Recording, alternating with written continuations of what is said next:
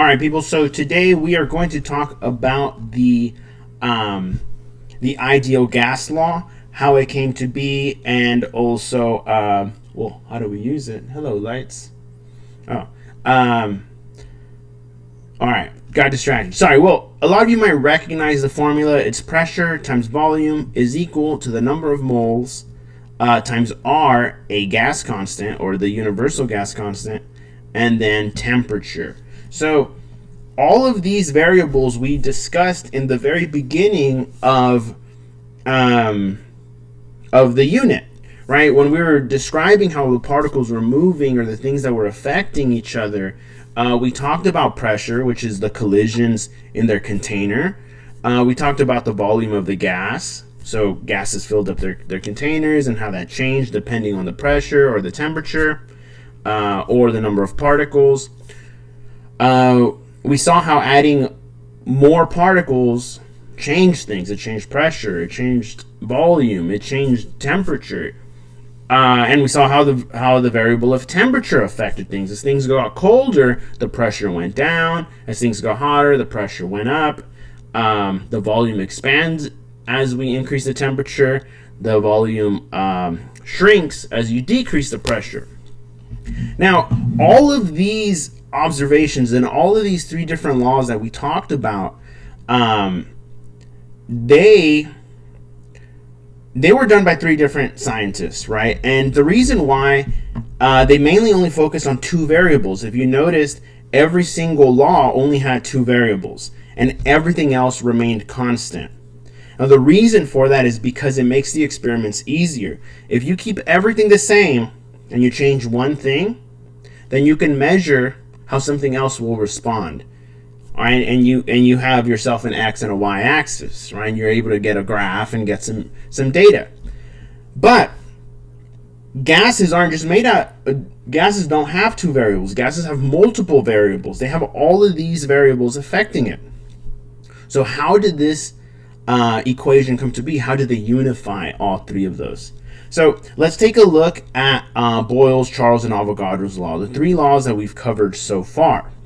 So Boyle's law was that the pressure times the volume was equal to some value. They always, regardless of the pressure, regardless of the volume, when multiplied together, it came up with this number K, always. All right, and then a similar pattern appeared with Charles' law. Whenever you change the temperature, the volume would also change proportionately. So depending on how much you change the temperature, it will determine how much you change the volume, but it always had that same ratio. So there was another constant and then another constant. Now, all of this just kind of looks like garbage, really. It looks like a lot of equations. It looks overwhelming. How do you put these together? Well, to put it together, what we should do is have one variable on one side to make it easier to compare or to unify. So let's get rid of this equations. I'll rewrite. I thought I had it written down under there. Hello, maybe if I shake it, it'll fall off. Nope. All right. So this one was volume. Whoops. Volume is equal to I'm a big old dummy. It was K over P. All right, so now we have all of the same variables on the left. So we can kind of unify them.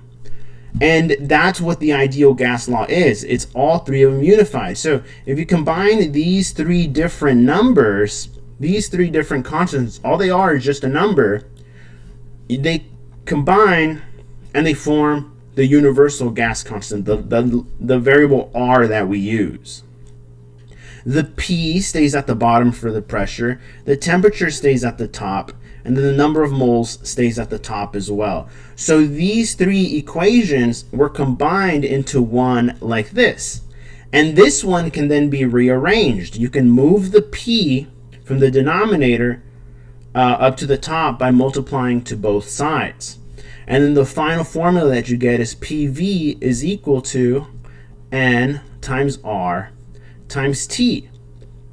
So that's where the ideal gas law comes from. It unifies all three laws. And because it unifies all three of those laws, it can break apart and create any of the laws. It can create Boyle's law, Charles' law, Avogadro's law, Gay-Lussac's law, the combined gas law from this ideal gas law. All right, now let's talk about the limitations of the ideal gas law. The limitations of the ideal gas law are that it has to be an ideal gas. Now, an ideal gas, there are a few things to know about it. An ideal gas makes two major assumptions. It makes an assumption on volume. It assumes that gases are so small that they don't have a volume. Now, that assumption is true majority of the time, but when you talk about the extreme conditions of very, very, very high pressure or very, very low volume, that doesn't seem to work, because now the gases, their volume does affect their size. The size of the atom does have an effect if they're very, very compressed. So you learn about that in higher level chemistry. We might talk about it towards the end of the year, just the variables, just so you know the equation. But another thing is that the gas law assumes that the particles do not have any interactions, that they do not attract each other, and that affects pressure, because if the gases attract each other, well, they won't crash with the same amount of force, so they won't have the same amount of pressure. So we make assumptions that affect pressure and that affect volume, but you don't really have to know how they affect the calculation. You just have to know what those two conditions are. You assume the gases don't take up any space, and you assume that they don't have any interactions. That is a very, very important thing to understand before we can do the problems. Let's get started with the problems now. Let's use this formula to solve some stuff, and it's going to be a piece of cake. Let's check this out. Whenever you have an equation, boom, make a list. PV equals nRT. So a sample of hydrogen gas has 8.56 liters. That's a volume, because the liters tells us its volume, at a temperature of 0 degrees Celsius. So we're going to put 0 degrees Celsius here. But whenever you see 0 degrees Celsius, when you're talking about gases, you got to add 273 to turn it into Kelvin. So that's 273 Kelvin. All right, let me move this off to the side, because I realized in my last video, my big old face was blocking some of the words. We know that R is 0.08206 liters times ATM over molk. Moles times K. For some reason, it reminds me of milk. I don't know, but like expired milk. I feel like, I don't know. That's just what I would call expired milk. Now, what's going on here? At a temperature of 0 degrees Celsius and a pressure of 1.5 atm, 1.5 atmospheres. Calculate, capital C, foo, the moles of H2 molecules in the gas sample. Okay, so that seems pretty simple. We can just plug things in. So the pressure is 1.5 atm. The volume is 8.56 liters. Always write down your units. Don't get lazy. If you're not writing down your units, I'm not grading your work, because you didn't put effort into it, man. It's just like, it's just hurtful. No, but please don't forget your units. They're very important. If I forget my units, don't say anything.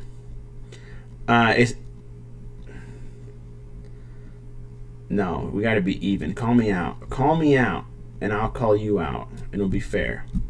All right, and then over here is 273. All right, so basically we got to get n by itself. How do you get n by itself? Well, you got to divide both sides by these two numbers over here. They're all being multiplied, so we got to do the opposite of what's happening. So we all got to divide. Let's divide both sides by this, and look at this. Don't you love technology? Don't you wish you can do this, but instead you're writing on pieces of paper? Losers. Just kidding, just kidding. Please don't tell your parents I called you that. Please do not report me to the school board or whatever. All right. 1.5 times 8.56 divided by 0.08206 divided by 273. And let's check it out. We have 0.573, but let's look at our units. Look, let's look at our sig figs. 2 sig figs, 3 sig figs, 1 sig fig. Oof, this is actually bad. But this one's got 3 significant figures. It's an exact number.